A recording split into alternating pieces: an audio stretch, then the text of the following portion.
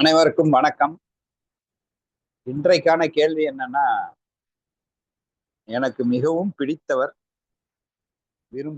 நான் விரும்புபவர், அவருக்கு ஒரு உதவி தேவைப்படுகிறது என்று நான் வேகமாக ஓடி செல்லும் போது, அதற்குள்ளாகவே வேறொருவர் வந்து அந்த உதவியை செய்து முடித்து விடுகிறார். எனக்கு அங்க வேலை இல்லாமல் போய்விடுகிறது.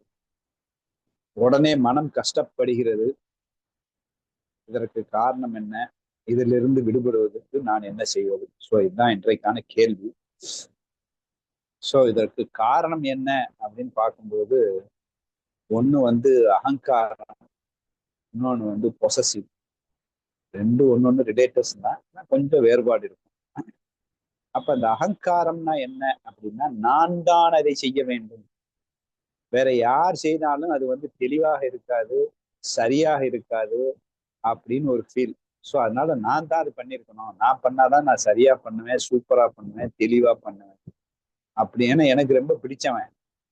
அதனால நான் தான் அவனுக்கு பண்ணணும், ஏன்னா நான் தான் சரியா பண்ணுவேன், என் அளவுக்கு அக்கறை எடுத்து சூப்பரா யாருமே பண்ண மாட்டார்கள் அப்படின்னு ஒரு அகங்கார உணர்வும் அங்கே மேலோங்கி இருக்கும். இரண்டாவது பொசசிவ். இன்னொருத்தன் வந்து அதை தட்டிட்டு போயிட்டானே அப்படின்ற அந்த பொறாமையினாலும் பொசசிவ்னாலும் அவர்களிடம் இருந்து நான் நல்ல பேர் வாங்க முடியலையே, அருமையான சான்ஸ், அவனை என் பக்கம் இழுப்பதற்கும், அவனை ஆட்கொள்வதற்கும், அவன் மனசிலே இடம் பிடிப்பதற்கும் மிக மிக அருமையான ஒரு வாய்ப்பு. அதை இன்னொருவன் தட்டி சென்று விட்டதால் அந்த பொசசிவ்னாலும் பொறாமையினாலும் மனம் வேதனைப்படுகிறது என்பதை புரிந்து கொள்ள வேண்டும். சரி, இதுல இருந்து விடுபடுவது எப்படி அப்படின்னா, ரொம்ப சிம்பிளா பார்க்கணும் அப்படின்னா, இந்த இந்த முதல் அகங்காரம், நான் செஞ்சாதான் சரியா இருக்கும், நான் செஞ்சாதான் சரியா இருக்கும் அப்படின்னு சொல்றது எவ்வளவு பெரிய அகங்காரம்னா, எப்பவுமே இப்ப நான் பேசிட்டு இருக்கேன், என்னை விட ஞானதேவர் உட்கார்ந்துருந்தாரு, கண்ணா உட்கார்ந்துருந்தா, ஏக்நாத் உட்கார்ந்துருந்தாருன்னா வேற லெவல் எக்ஸ்பிளைன் பண்ணியிருப்பாங்க இதே கொஸ்டின். அப்ப நான் தான் சரியா பேசுறேன் அப்படிங்கிறதே வந்து மிகப்பெரிய ஒரு அகங்காரம். சரி, அது போக சரின்னு இந்த உலகத்துல எதுவுமே இல்லை. அதனால வந்து நான் மட்டுமே சரியா பண்ணுவேன் அப்படிங்கிற அகங்காரத்தை எடுத்து, அந்த நேரத்துல எது சரி என்று இயற்கை தீர்மானித்ததோ, இறைவன் தீர்மானித்தானோ, கண்ணன் தீர்மானித்தானோ, அது சரியாக நடந்திருக்கிறது என்று சரண்டர்களை ஏற்றுக்கொள்ள பழக வேண்டும். ஏன்னா அது இயற்கை தீர்மானித்து விட்டது, நீ பண்ணக்கூடாது, அவன் தான் பண்ணணும், அப்ப அவன் பண்ணுவதுதான் சரியாக இருக்கும் என்று இயற்கை தீர்மானித்தது, கண்ணன் தீர்மானித்தான். அதனால் அதை முழு மனதோடு அதை ஏற்றுக்கொண்டு நாம வந்து சந்தோஷப்படணும். அதுதான் சரியாக இருந்திருக்கும், நான் பண்ணா சரியா இருந்திருக்காது அப்படின்னு எடுத்துக்கணும். அதுக்காக நான் பண்ண சரியாவே இருக்காதுன்ட்டு ஹெல்ப்பே பண்ணக்கூடாதுன்னு இல்லை. ஏன்னா நான் வாய்ப்புக்காக காத்திருக்க வேண்டும், ஓடுகிறேன். ஆனால் எனக்கு அந்த வாய்ப்பு தரவில்லை என்றால் அதை விட பெட்ரு வாய்ப்பு அதுவாக இருக்கலாம், சான்ஸாக இருக்கலாம். அந்த நேரம் கருதி அங்கே வந்து கண்ணன் அவர்களுக்கு ஒதுக்கிவிட்டான், இயற்கை அவர்களுக்கு ஒதுக்கிவிட்டது என்று புரிந்து கொண்டு அந்த அகங்காரத்தை எடுக்க வேண்டும். எது சரி எது சரி, நான் தான் சரியா பண்ணுவேன், நான் தான் சரியா பண்ணுவேன்னு சொல்வது வந்து மிகப்பெரிய ஒரு ஒரு அகங்காரம். ஏன்னா அவனை காத்து கொண்டு இருப்பது இயற்கை, நான் அல்ல. மூச்சு காத்து 24 மணி நேரம் போயிட்டு போயிட்டு வந்துட்டு இருக்கு, நம்மளா பார்த்துட்டு இருக்கோம். சரிப்பா, நான் தான், இவன் தான் பாக்குறானேப்பா, இவன் தான் சூப்பரா பார்ப்பானே அப்படின்ட்டு காத்து கொஞ்ச நேரம் நின்றுச்சுன்னா என்ன ஆகுது? கிராவிடேஷனல் ஃபோர்ஸ் கொஞ்சம் விட்டுச்சுன்னா என்ன ஆகுது?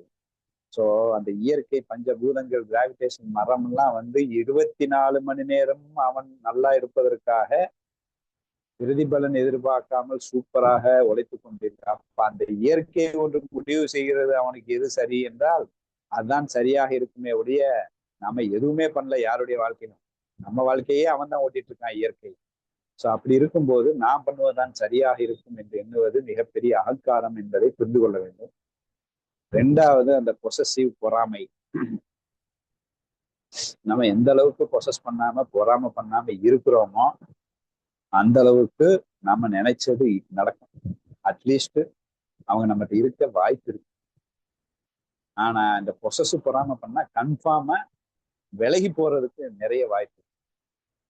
நான் விலகுவதற்காக வேலை செய்கிறேனா, என்னுடைய எண்ணமோ எனக்கு அவர்கள் வேண்டும் என்று, ஆனால் நான் செய்யும் செயலோ அவர்கள் எனக்கு வேண்டாம் என்று. இதுதான் இந்த பொசசிவ் பொறாமை பண்ற வேலை. இதை புரிஞ்சுக்கணும். பட்டுப்பூச்சி ஆவேசத்தால் தன் வலையை பின்னும் போது தன்னையும் சேர்த்து வைத்து பின்னிவிடும். அப்போ அவனுடைய செயலே அவனுக்கு ஆபத்தாகிவிடும். அவனுடைய செயலே அவன் கருத்துக்கு, அவன் ஆசைக்கு, அவன் விருப்பத்துக்கு எதிராக இருக்கிறது. அவனுக்கு அவனே எதிராக இருக்கிறான் அப்படிங்கிறத புரிஞ்சுக்கணும். எதுல? பொசசிவ் பொறாமைல. அப்ப அந்த காதலி ஏன்ட்டதான் இருக்கணும் அப்படிங்கிறது அவன் எண்ணம். ஆனா அவனுடைய செயல் அவனை விட்டு வேகமாக அவளை துரத்துறதுக்கு உண்டான அவன் செயல் செய்து கொண்டிருப்பான். அவளை கொடுமைப்படுத்திட்டு இருப்பான். அப்ப இந்த பொசசிவை புரிஞ்சுக்கணும். அது நம்மளை ஏமாத்திட்டு இருக்கு, நம்ம எண்ணத்துக்கு எதிராக நம்ம செயல் இருந்துட்டு இருக்கு அப்படின்னு புரிந்து கொண்டு பூரண அன்பிலே வர ட்ரை பண்ணணும். மூணாவது, சொல்யூஷன் தானே முக்கியம். ஒரு ப்ராப்ளம் இருக்கு, சொல்யூஷன், விடை, பிரச்சனை, தீர்வு, ப்ராப்ளம், சொல்யூஷன் அப்படின்னு நம்ம சொல்றோம். அப்படின்னா சொல்யூஷனை மட்டுமே நம்ம கரெக்டா நம்ம எதிர்பார்த்தோம்னா நமக்கு பிரச்சனையே இருக்காது. நமக்கு பிரச்சனை, ப்ராப்ளத்துக்கு இப்படிதான் சொல்யூஷன் இருக்கணும் அப்படின்னு நினைக்கிறது இன்னொரு பெரிய முட்டாள்தனம். இப்போ உதாரணத்துக்கு ஒரு கிளாஸ்ல சொன்னாங்க, நான் 2 மாசமா என் புருஷனை டிரைவிங் கத்துக்கிற சொல்லி பயங்கரமா வற்புறுத்திட்டு இருக்கேன். அவர் வரவே மாட்டேங்கிறார், டைமே இல்லை. என் டிரைவிங் கத்துக்கிறதுக்கு புருஷன்ட்ட தான் கத்துக்கிறோமா? டிரைவிங் கிளாஸ் இருக்கு, எத்தனையோ டிரைவர்கள் இருக்கிறாங்க. ஸோ அப்போ என்னன்னா, இந்த ப்ராப்ளம், டிரைவிங் கத்துக்கிறதுங்கிற ப்ராப்ளத்துக்கு சொல்யூஷன் எண்ணிலடங்கா முன்னாடி இருக்கு. அதெல்லாம் பார்க்க மாட்டோம். நான் நினைத்தபடி இப்படிதான் எனக்கு சொல்யூஷன் வேணும் அப்படின்னு நினைக்கிறோம். அப்படிங்கிறது ஃபர்ஸ்ட் முட்டாள்தனம். அதுதான் நான் போய் தான் அவனை போய் காப்பாற்ற வேண்டும். சொல்யூஷன் தானே, தீர்வு தானே முக்கியம். அப்ப தீர்வு கிடைச்சிருச்சுல, யாரோ ஒருத்தர் போனாரு, அதுக்கு உண்டான சரியான பணிவிடை செய்தார்கள், தீர்வு கிடைத்து விட்டது. தீர்வு தான் நமக்கு முக்கியமே ஒழிய நான் நினைத்தபடிதான் அந்த தீர்வு இருக்க வேண்டும் என்று நினைப்பது மிகப்பெரிய ஒரு முட்டாள்தனம். அப்படிதான் நம்ம நினைச்சிட்டு இருக்கோம். தீர்வுக்கு கண்ணுக்கு முன்னாடி லெஃப்ட் சைட்ல இருக்கும். ஏன்னா ரைட் சைடு கதவையே போட்டு இடது பக்கத்துல கதவு திறந்திருக்கும், வலது பக்கத்துல மூடின கதவோட சண்டை போட்டுட்டு இருப்பான். ஏன்னா இப்படிதான் போகணும், இந்த கதவு வழி போகலாம், வழி எளிதாகவும் இருக்கிறது. ஆனால் அவன் நினைத்து கொண்டான் தீர்வு என்பது நான் நினைத்தபடிதான் அது தீர்வு இருக்கணும். அப்போ நம்ம நினைக்கணும் தீர்வு, அதுதான் பூர்ணமான அன்பு. சோ நம்மால் தீர்வு ஏற்படவில்லை போக முடிவதற்கு முன்னால் அருமையாக இன்னொருத்தர் மூலியமா தீர்வு ஏற்பட்டது என்று அந்த திருப்தியை வரவேற்றுக் கொள்ள வேண்டும். இந்த திருப்தி தான் ரொம்ப மெயின். ஆஹா, தீர்வு கிடைத்ததே என்று அந்த திருப்தியில் அந்த தீர்வை கொடுத்தவரை கொண்டாட வேண்டும், மகிழ வேண்டும், அவரை கட்டிப்பிடித்துக் கொள்ள வேண்டும், அவரை கொஞ்ச வேண்டும், அவரை புகழ வேண்டும். அப்படி செஞ்சுட்டோம்னா நம்ம பூர்ண அன்பு வந்துடும். ஏன்னா தீர்வு நமக்கு தேவை, அது அவர் கொடுத்துட்டாரு நமக்கு பதிலா. அப்ப சந்தோஷம் தானே பண்ண அவரை பார்த்தா. சோ நமக்கு நமக்கு ஹெல்ப் பண்ண நம்ம என்ன நினைப்போம்? சந்தோஷம் தானே படணும். அப்ப அவர் ஹெல்ப் தானே பண்ணியிருக்கிறாரு நமக்கு முன்னாடியே போய்.